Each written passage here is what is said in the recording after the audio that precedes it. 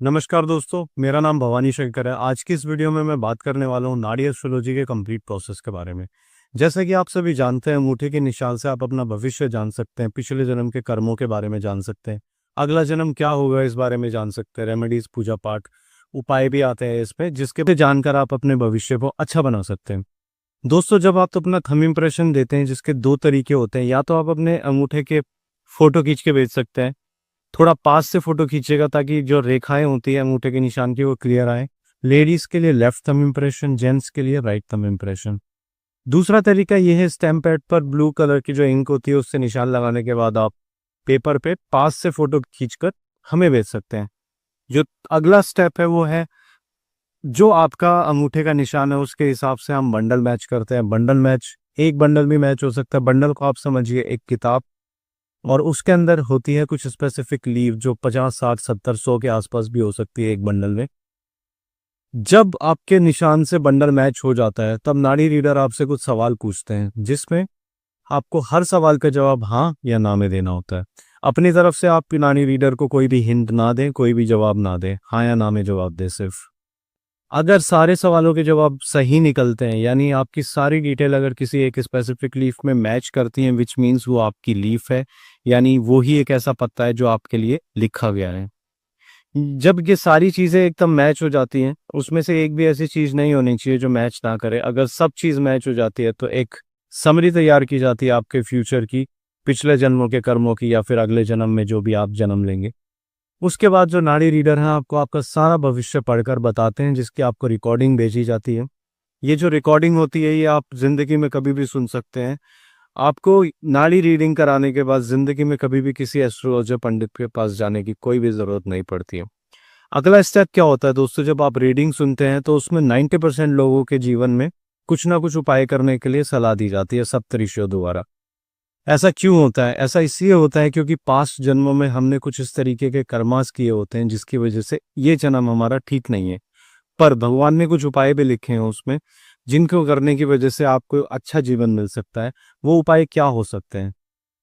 ज्यादातर जो मैं अपनी नॉलेज के हिसाब से बता सकता हूँ, कुछ पूजाएं आती हैं। पूजा मतलब एक एक मंडल की, 2 मंडल की, 3 मंडल की भी पूजा आती है। मंडल से आप समझिए 48 डेज का एक मंडल होता है।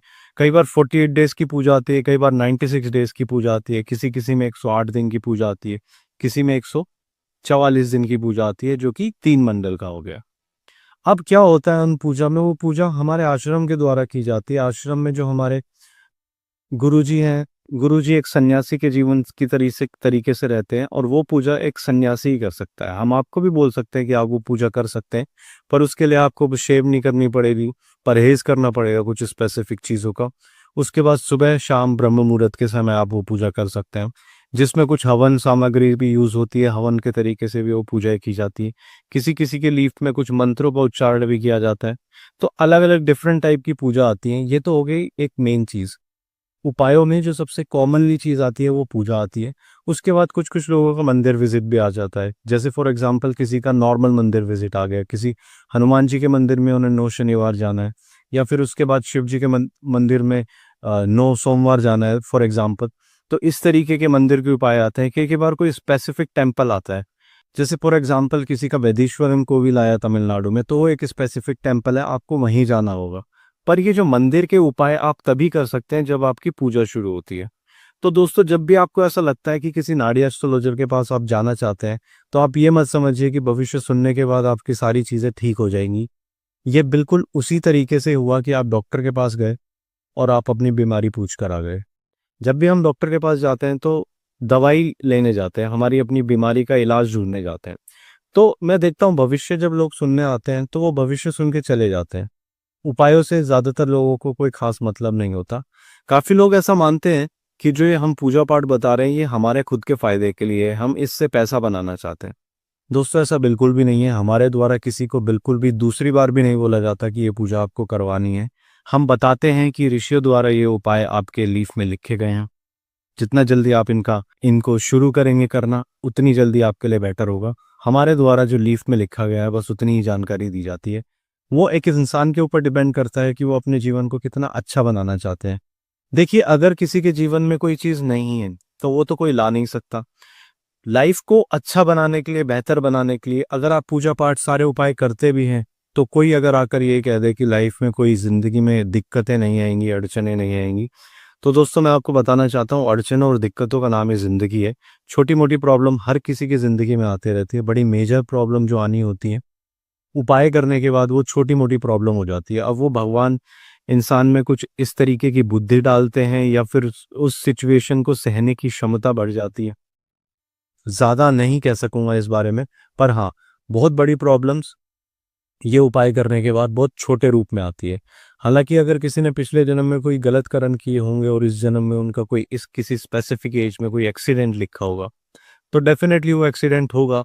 बस इतना हो सकता है, अगर वो लोग उपाय करते हैं या फिर पूजा पाठ करते हैं, भगवान से माफ़ी मांगते हैं पिछले जन्म को जो गलत कर्म किए उसके बारे में, तो वो जो बड़ा एक्सीडेंट होने वाला है वो एक छोटी सी खरोच में भी बदल जाता है। पर हाँ, वो जो दुर्घटना है वो होनी होती है। तो आप जब भी किसी नाड़ी रीडर के पास जाएं, मैं ये नहीं कहता कि आप हमसे कुछ करवाते हैं इस तरीके का, पर जब भी आप किसी के पास जाएं तो इस मन के साथ जाइए कि सामने वाला आपको बेवकूफ़ नहीं बना रहा है। अपना वेल रिसर्च कीजिएगा और दूसरी चीज़ विश्वास रखिएगा। हालांकि मार्केट में कुछ ऐसे लोग हैं जो इस तरीके की चीज़ें फैला रहे हैं, डराते हैं। तो मैं आपसे बस इतना ही कहना चाहूँगा, पूजा कराना नहीं कराना, उपाय करना नहीं करना आपके ऊपर डिपेंड करता है। पर जब भी आप अगर अपना भविष्य जानने के लिए किसी रीडर को अप्रोच करते हैं या हमें अप्रोच करते हैं, तो मैं आपको ये सजेस्ट करूँगा कि आप जो उपाय आने वाले हैं रीडिंग के बाद फ्यूचर में, उन पे भी ध्यान रखें, उन पे भी गौर करें और कोशिश करें कि आप वो उपाय भी करें ताकि आपकी खुद की ज़िंदगी अच्छी हो। दोस्तों एक बार दोबारा मैं रिपीट कर देता हूँ। सबसे पहले आप अपना थंब इम्प्रेशन देते हैं, लेडीज़ के लिए लेफ्ट, जेंट्स के लिए राइट थंब इम्प्रेशन। उसके बाद जो नाड़ी रीडर होता है, यानी अगर आप हमें भेजते हैं तो हम आपका बंडल सर्च करते हैं लाइब्रेरी में। उसके बाद जब आपके निशान से एक बंडल भी मैच कर सकता है, दो भी बंडल मैच कर सकते हैं, उसके बाद आपसे एक सेशन रखा जाता है जिसमें हम आपसे कुछ सवाल पूछते हैं, जिसका आपको सिर्फ हाँ या ना में जवाब देना होता है। एक चीज़ और मैं बताना चाहता हूँ, जब हम ये मैचिंग का प्रोसेस करते हैं तो ज़्यादातर एक सवाल पूछा जाता है कि आपका नाम कितने अक्षर का है, पेरेंट्स का नाम या फिर आपकी वाइफ या हस्बैंड का नाम कितने अक्षर का है। तो जब आपका मैचिंग प्रोसेस शुरू होता है तो उससे पहले रिकमेंडेशन है कि आप अपना पेरेंट्स का नाम, अपने हस्बैंड या वाइफ का नाम हिंदी में किसी जगह पे लिख लें, जिससे आपको आसानी रहेगी मैचिंग के प्रोसेस के दौरान। आप अपनी डेट ऑफ बर्थ भी लिख सकते हैं, जिससे जो आपसे पूछे गए सवाल हैं उनका आप बिल्कुल जल्दी से जवाब दे पाएंगे और स्मूथली ये सारा प्रोसेस कंप्लीट कर सकते हैं। दोस्तों मुझे उम्मीद है ये वीडियो आपको पसंद आई होगी। फिर भी अगर आपका कोई डाउट है तो स्क्रीन पर दिए गए नंबर से आप हमें कॉन्टैक्ट कर सकते हैं। हम आपकी ज़रूर हेल्प करेंगे। अगर नाड़ी रीडिंग से संबंधित और वीडियोस देखना चाहते हैं तो इस चैनल को सब्सक्राइब कर लीजिएगा। इस नंबर पे कॉल करके आप अपना नाड़ी रीडिंग सेशन हमारे साथ बुक करवा सकते हो। धन्यवाद।